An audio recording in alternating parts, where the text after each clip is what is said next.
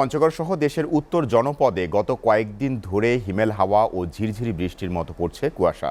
হাসপাতালগুলোতে সর্দি, কাশি, জ্বরসহ শীতজনিত রোগীর সংখ্যা দিনে দিনেই বৃদ্ধি পাচ্ছে। এদিকে চুয়াডাঙ্গায় কুয়াশা থেকে বীজতলা রক্ষার জন্য পলিথিন দিয়ে ঢেকে রাখার পরামর্শ দিয়েছেন কৃষি অফিস। প্রতিনিধিদের পাঠানো তথ্য ও চিত্রের ডেস্ক প্রতিবেদন।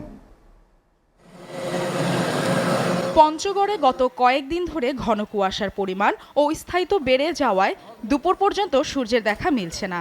শীত মৌসুমের শুরু থেকেই জেলার মৃদু থেকে মাঝারি শৈত্যপ্রবাহ বয়ে চলায় বেড়েছে ঠান্ডাজনিত রোগের প্রকোপ। তেঁতুলিয়া আবহাওয়া পর্যবেক্ষণ কেন্দ্র জানায়, সকাল ৬টায় সর্বনিম্ন ১২.২ ডিগ্রি সেলসিয়াস তাপমাত্রা রেকর্ড করা হয়েছে। চুয়াডাঙ্গায় কুয়াশায় ব্যাহত হচ্ছে স্বাভাবিক জনজীবন। সূর্যের দেখা না মেলায় শীতে কাতর হয়ে পড়েছে মানুষ। বৃষ্টির মতো কুয়াশা ঝরছে।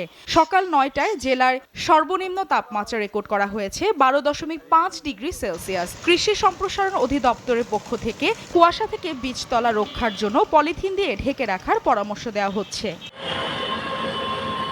শীতে কাঁপছে দিনাজপুরের মানুষ। গত দুদিন ধরে দেখা মিলছে না সূর্যের। বৃষ্টির মতো ঝরছে শীত আর ঘন কুয়াশার চাদরে ঢাকা পড়েছে এই জেলা। দিনাজপুরের সর্বনিম্ন তাপমাত্রা রেকর্ড করা হয়েছে ১৩.২ ডিগ্রি সেলসিয়াস। গত কয়েকদিন ধরেই উত্তরাঞ্চলের এই জেলাটিতে বাড়ছে শীতের দাপট। টানা তৃতীয় দিনের মতো ঘন কুয়াশা আর হিমেল বাতাসে নাকাল সিলেটের সাধারণ মানুষ। গত দুদিনের মতো সকাল থেকে সূর্যের দেখা মিলছে না। রাজপথে গাড়িগুলো বাধ্য হয়ে হেডলাইট জ্বালিয়ে চলাচল করছে। আবহাওয়া অফিস জানিয়েছে, সিলেট অঞ্চলে শৈত্যপ্রবাহ সক্রিয় রয়েছে। শীতের প্রকোপ আরও কিছুদিন থাকতে পারে বলে সতর্ক করেছে তারা। ঝিনাইদহে সকালের ঘন কুয়াশা আর তীব্র শীতে জুবুথুবু হয়ে পড়েছে মানুষ। গুড়ি গুড়ি বৃষ্টির মতো ঝরছে কুয়াশা।